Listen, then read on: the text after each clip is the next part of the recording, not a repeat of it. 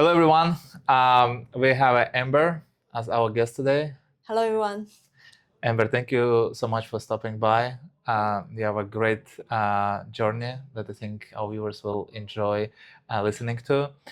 Um, so maybe we can kick things off. Can you tell us a little bit about yourself?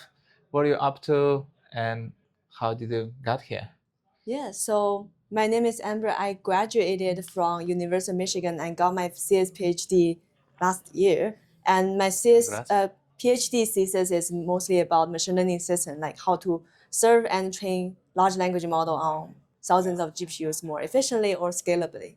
So after graduation, I joined Meta Superintelligence lab for like 10 months, working on the pre-training, post-training infra for large language model. And recently I quit my job and starting my own startup full time. Yeah, and the startup is about building the infrastructure for AI scientists, not human scientists. Okay. Oh, AI scientists. So Yes. agents. Agents. Agents. Agents are everywhere these days, huh? This is the biggest unlike, it feels like, of the last year.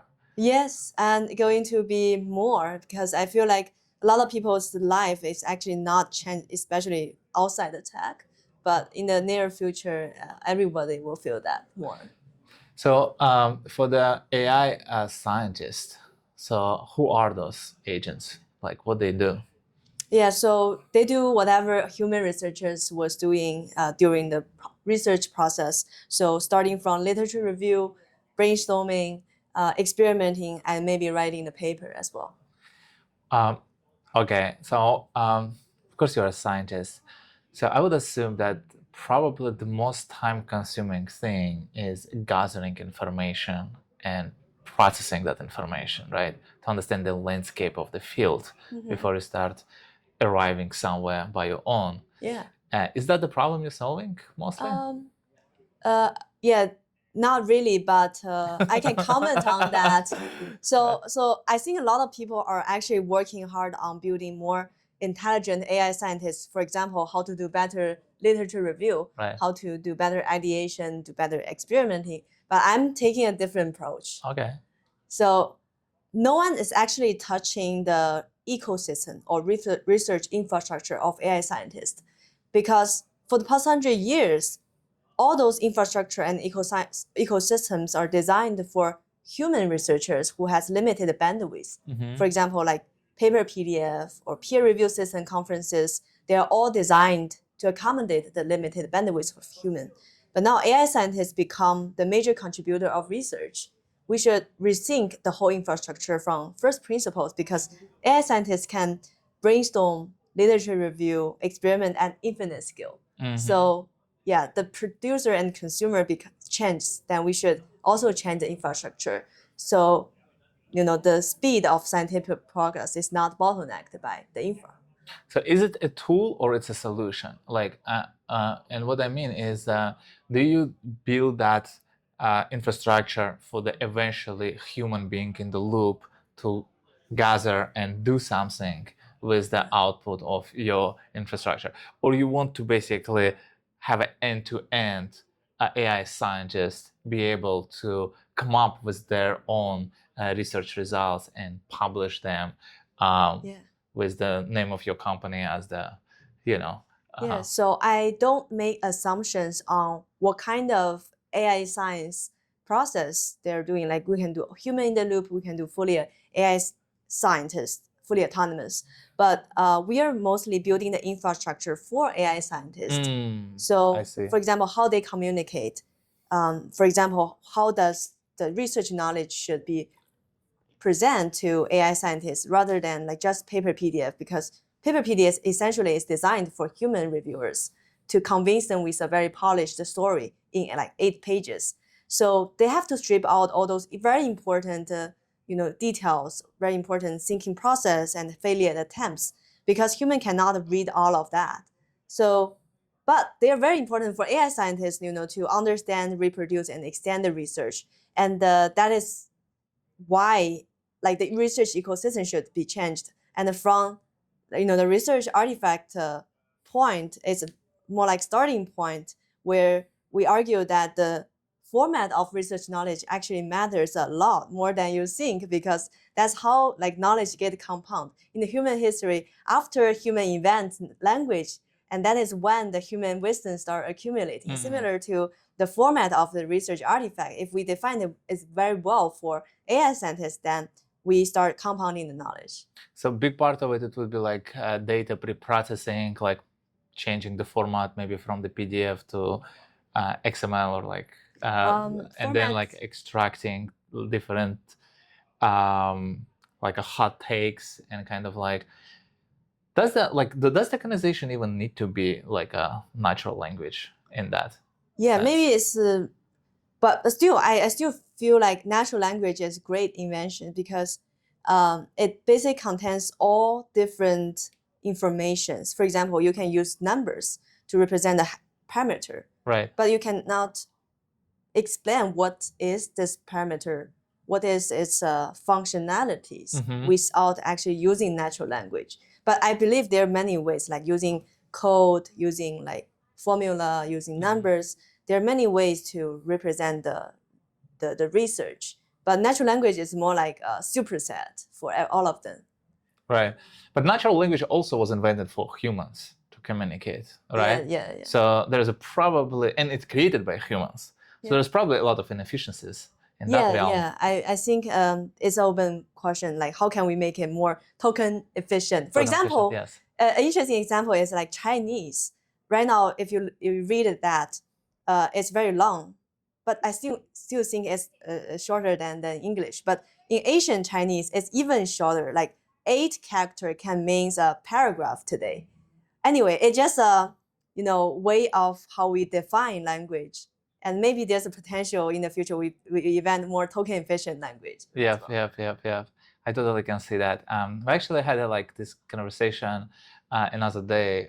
So because what we do like at Sun, it's not shameless plug, but we also need to pre-process a lot of data, and we need to label that data, like store that data, extract that data, and have some sort of topology of narration, content. And we've been discussing like, are there any other more efficient for the tokenization and embedding, and then for the sake of speed, for the sake of accuracy, for the sake of reusage of certain things, than just having more conventional natural language tokenization and embedding. So anything else cool about like any other insights that you are tackling with your startup? I think I covered a lot of things in the previous conversation. Love it. And you haven't launched yet? Yeah, it's still stealth. We have launched a paper and some open source research artifact. Yes, maybe we can talk about that. The last human written paper. Yes. Okay, so how that came about? Yeah, that is about the bigger picture I was talking about, that no one is actually caring about underlying ecosystem for AI scientists. And the most important thing is the media of research knowledge. That is something I want to innovate. So again, just trying to repeat what I trying to argue, that AI scientist has an infinite skill of like brainstorming, literature review, and experimenting. However, the underlying ecosystem are still accommodating humans' limited bandwidth. And paper PDF is a clearest example that it designed for convincing human reviewers in a polished story. So it has to strip out all those intermediate thinking process, all the important parameters, details, all the failed attempts, and those are very important for like follow-up researchers to understand, reproduce, and extend the research. So especially for AI scientists, because they have infinite bandwidth, so they can read all the things you have tried, all the parameters you have used, and then reproduce the results. So in the paper, we argue that we need a new primitive for research artifact. We propose agent-native research artifact that is kind of a unit of research knowledge, contains only the dry knowledge, no storytelling, from conceptual level claims linked to the corresponding implementations and corresponding from-truth result that we can ground the claims, and the whole exploration trajectory among the research process. And then we can do a lot like version control, verifications to make sure it's reproducible and complete for the research artifact. So getting back about like the storytelling like part of the research papers, it's useful for humans' comprehension, right? Yes. And kind of like some sort of like a linear, sequential logic chain. Yes. Right. But machines not thinking that way, right? They can like they don't need that comprehension layer. Exactly. And you're basically stripping this, which also allows you to probably process more, faster, and more efficiently, because that creates the noise pretty much in the data set. Yeah, trying to remove all the noise. And the research artifact can be ugly. We tried a lot of things, failed a lot of times. But AI scientist doesn't need to know like who is behind it, right? I just need to know what you have tried, what have failed, so I can don't need to rework all the dead ends. Cool. Can we a little bit talk about like a futuristic stuff? Are you up for it? Yeah.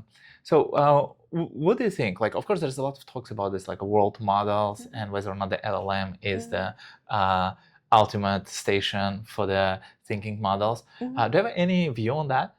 Yeah, so I think a lot of people think world model is just the physical world we are living in. But world model can be anywhere. For example, in molecular, in very micro world, it can be a world model. If we can actually build a world model for them, then we can run a lot of experiments in that micro world and verify our hypothesis. And the world model can also exist in the very abstract domain. For example, model training. Like when we are training large language model at Meta, we should have a world model for that, because now the world model is actually stay inside each researcher's brain, where how to tune these parameters, how does adding a MOE layer affect the model performance, where should we add a gradient norm? All that are like an intuition, not documented. But if we have this world model, we are able to solve a lot of problems. Okay, and world model is is it just multimodality essentially? The multimodal is the most general understanding of the world model, but I think world model can be more generalized, not just the world we are seeing, but maybe a micro world, like inside the molecule, right? Right. Or even micro. So it's actually, I'm trying to define it in a way that capture more abstract things. And what do you think about the LLMs? Do LLMs have consciousness? Or can they arrive to the consciousness? Yeah, and what is the consciousness for you?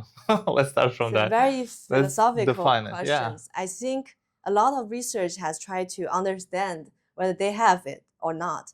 And I think if we reach to some point that training and serving are essentially merged together, I believe it now. Then with that, they can self-evolving over time. I think it's kind of consciousness for me in my definition, because human does not have like pre-training and inference separately, right? We do the pre-training and inference together when we grow up. So I think if we go from there, then I think that's how I perceive this. It's more kind of iterative, right?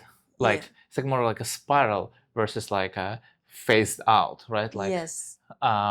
So they have memory, or they can self-evolving over the time. I see.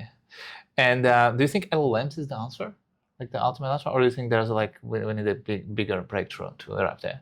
Yeah, I think I actually don't care about the underlying model architecture or techniques that we use. So I think a large language model is just an initial step. I believe there will be more opportunities in the actual format of AGI. Yeah.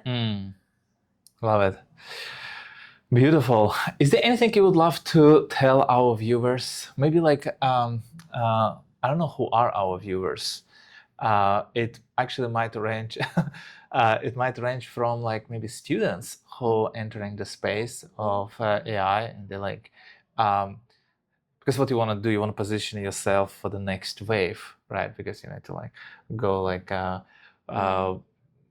years of study, and you want to land somewhere. Like, what would you say that the most promising field that you can see now Like if I'm a student, where should I go? I think if you are a student or if you are Follow passion. actually I want to say that, but more important thing is you have your own critical thinkings. I have no right answer for everyone, but if you have this critical thinkings, not following whatever like is true in the past, we should rethink everything from first principles. What are your advantages in your future career? What are unique for humans? You have to think about that. But now I feel like a lot of things are just broken. For example, people get laid off a lot for software engineers. And for software engineers, I think it's a great time to rethink about the career ahead instead of like finding another job immediately. Maybe it's time to pivot your job and find what is your passion, what is your unique strengths about yourself, and starting from there and slow down, and have some critical thinkings from first principles. Do you think there can be the world where, like, because if we arrive in the true AI scientist who can actually innovate in a much larger scale than humans can, it means that there is no other jobs needed for the humans other than maybe entertainment, which also can be replaced at some point too. Like, do you have any thoughts about that? Because you touched the layoffs, and it doesn't feel that it's cycling thing. It feels that it can be the sunsetting thing. Yeah, so I have two point of views. One is if push it to extreme, then literally AI can do anything. Like they can solve the longevity problems, or they can just do the Mars immigrations, right? And then if it's that extreme, then people literally just need to entertain themselves. Maybe you need to have capitals. There's something that you cannot get if you are poor when you are born. But anyway, that is an extreme. But I'm more optimistic to another extreme is I think there will be more job opportunities in the near future that has much higher requirement on the humans, which is maybe researchers. Okay, give you an example. So 100 years ago, most of people are blue collars, but now a lot of people are white collars. But I believe in the near future, there will be more demands on the, I call the plantain collars, where people become the researchers or become like more intelligent kind of job requirements. So because the coding agent has solved the execution layer perfectly almost. So we don't need to do the execution layer. Then we have to move beyond that to do like decision making, do more intelligent, steer the AI scientists what are the next important problem to work on. So my take on that is people should try to learn more knowledge and become a researcher level mindset. So yeah, that's my very optimistic prediction for near future. Like people will lose job, but also have more job opportunities. Because we are kind of shifting from how to execute something to actual what needs to be executed, and maybe what is and maybe why. Why, proposing the right questions and decide what to do next. Become the decision maker. Beautiful. All right. Thank you so much for stopping by. It was a big pleasure. We're a little bit sideways in a philosophical realm, but I think it's very reasonable to think about those big questions in the new era. Thanks for having me. Yeah, thank you very much.